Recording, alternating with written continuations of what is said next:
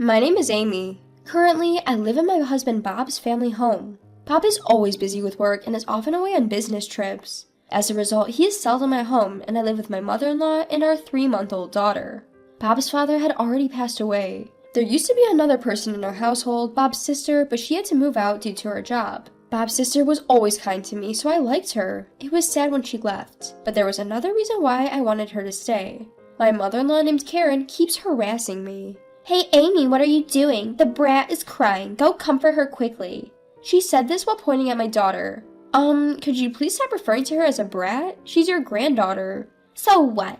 I hate the sound of a crying child. Just do what I said. Comfort the brat." So I had to interrupt my chores and comfort my daughter. But then, if I don't progress with the housework, she'll be upset about that too. Finally, when my daughter fell asleep, I resumed my work. But then Karen started berating me again. "Stop letting the baby sit on the floor. It's in the way." "Well, but you were the one who said not to spend money on a bulky crib that she'll outgrow soon." "Then carry the baby on your back. Just stop letting her sleep on the floor. It's so inconvenient during the day." With Karen shouting like that, my daughter woke up again. Reluctantly, I picked up my daughter and carried her on my back while I continued with the chores. By 3 months, the baby starts to get quite heavy, and carrying her on my back is a significant burden. Given that I had to do housework in such conditions, my work speed slowed down considerably. Somehow, I managed to finish all the chores by dinner time, but Karen was, "How can you be an unfit housewife if you spend all day and not make much progress with the housework? If I were younger, my mother-in-law would have slapped me, and she was abusive to me again." I was mentally exhausted. After putting my daughter to bed late in the night, I reached out to my husband. "So, your mom is being completely unreasonable." "I see. I'm sorry I can't be there for you. Apologies, I have a meeting coming up. I'll hear more from you later." That's what my husband said before he hung up. My husband, Bob, seems busy too, and I can't really depend on him. I have to stand up to my mother-in-law, Karen, on my own, but I feel utterly helpless by myself. One night, my 3-month-old daughter's crying was exceptionally terrible. Maybe she was hungry or something was bothering her. In any case, she was wailing non-stop. Karen, waking up in irritation, stormed in. "It's so noisy. Shut that brat up. Do you even know what time it is?" It's 11 p.m. It's not too late yet." "Shut up. I usually sleep at this time, don't you know? I can't stand her wailing. Do something now."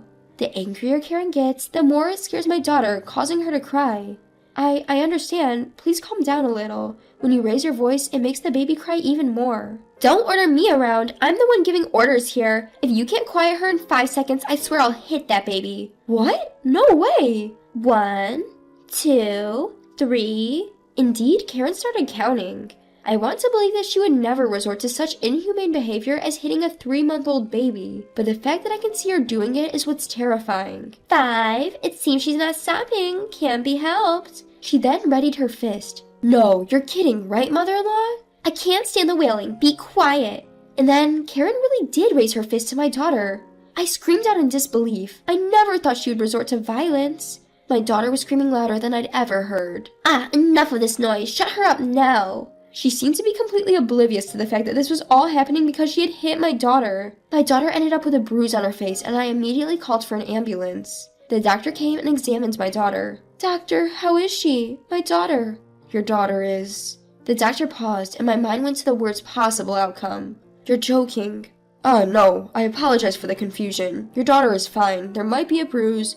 We thought it might leave a mark, but it'll likely heal without leaving a bruise, so please don't worry."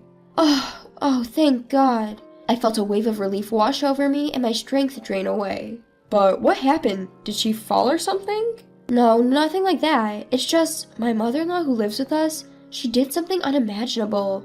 "Could you tell me more about that?" With that, someone entered the examination room. I recognized this person who would help me out of my current situation. The next day, I returned home with this person. "Oh my, you ended up spending the night in the hospital? Quite the life you lead, neglecting your housework as a housewife." Karen taunted me with a smirk. I was seething inside. "What's with your attitude? You sure had no qualms about doing such a terrible thing to my daughter." I showed Karen my quiet but resolute anger. "Huh? What's with the attitude? Got a problem?" "Of course I have a problem now. You did something so horrible to my daughter. Apologize now." When I raised my voice, Karen yelled back. "What the hell? Don't you dare talk back to me. I'm your mother-in-law, you know. A daughter-in-law doesn't dare defy her." Karen's face went beet red. But I did not back down and stared Karen down. "You're getting on my nerves. Don't you dare oppose me." Saying that, Karen hit me this time. You just raised your hand, didn't you? Huh? Raising your hand means you're ready, right? Ready for whatever comes next? Whatever might happen to you? At my words, Karen was taken aback. What are you saying? What do you plan to do? Because of what Karen said, I called someone over. Please come in. Upon that invitation, the person who entered was my sister-in-law, Rebecca.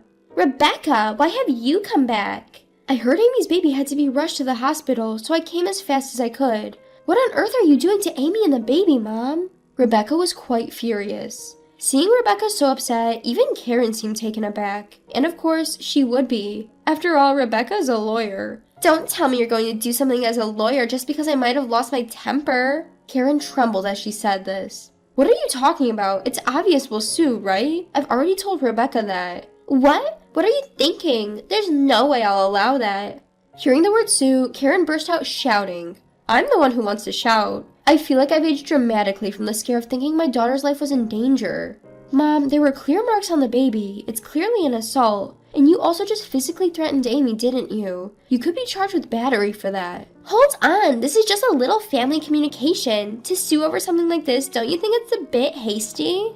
Despite Karen's desperate excuses, I wasn't having any of it. Don't say such nonsense. Can't you see I'm angry? If you're not planning to apologize, I'm just going to proceed with legal action. Wait, at that time I was just a little frustrated. You know how people get irritable when they're tired, right? And when I could hear the wailing all night, it was just too much. Karen was making excuses, but that doesn't make it okay for her to resort to violence. Mother-in-law, it's unfortunate, but I don't plan to forgive someone who just makes excuses like this. I'm going to take legal action immediately, and I'm not intending to negotiate a settlement. Wait, stop. First of all, stop suing me. Do you realize how much I've helped you? Suddenly, Karen started claiming she had helped me. Amy, has Mom ever helped you? No, not at all. Rather than helping, Mother-in-law has only been a hindrance, and even criticizing my housekeeping. I see, and she's talking about having helped. I wonder what she's talking about. Rebecca and I gave Karen a cold stare. I said I helped you, didn't I? Why are you looking at me like that? I did help Amy. When Amy was tired and sleeping, I quietly did some housekeeping.